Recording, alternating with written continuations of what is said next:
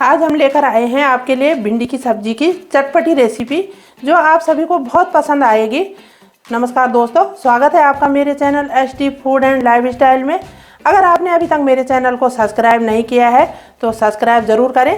तो चलो शुरू करते हैं भिंडी की चटपटी सब्जी बनाना। इसके लिए हमने ली हैं भिंडियाँ, जिनको हमने मीडियम पीस में काट लिया है।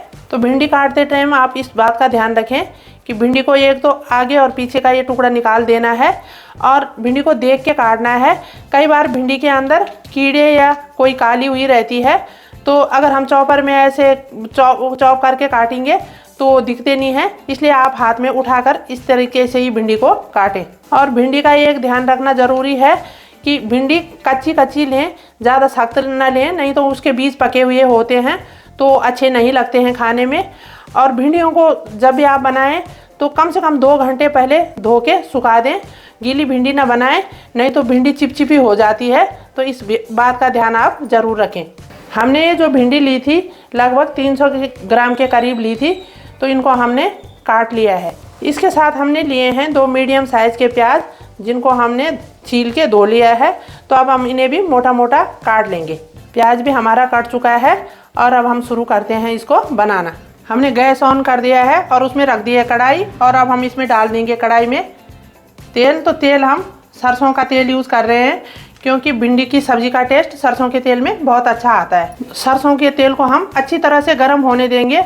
इसको इतना गर्म होने देना है कि जब तक इससे धुआं ना निकले तब तक इसमें सब्जी या कुछ भी नहीं डालना है।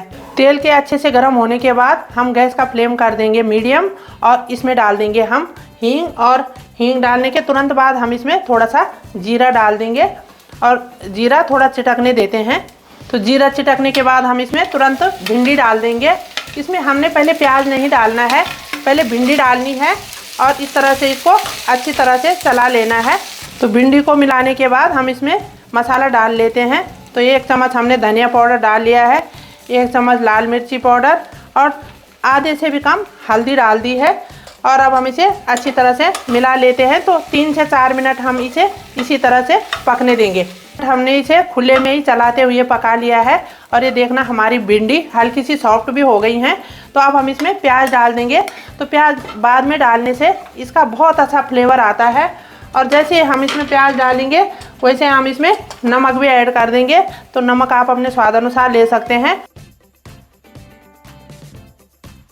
प्याज और भिंडी अच्छी तरह से मिक्स हो गई हैं।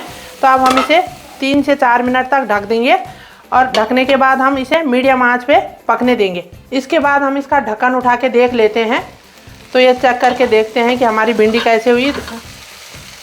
तो ये हल्की सी पक गई हैं, थोड़ी सी रह रही हैं।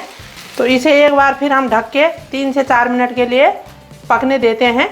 3 मिनट बाद अब हमारी भिंडी पक चुकी है और ये देखना ये अच्छी तरह से सॉफ्ट हो गई हैं। तो अब हम गैस का फ्लेम बंद कर देंगे। तो तैयार हो चुकी है हमारी भिंडी की सब्ज़ी।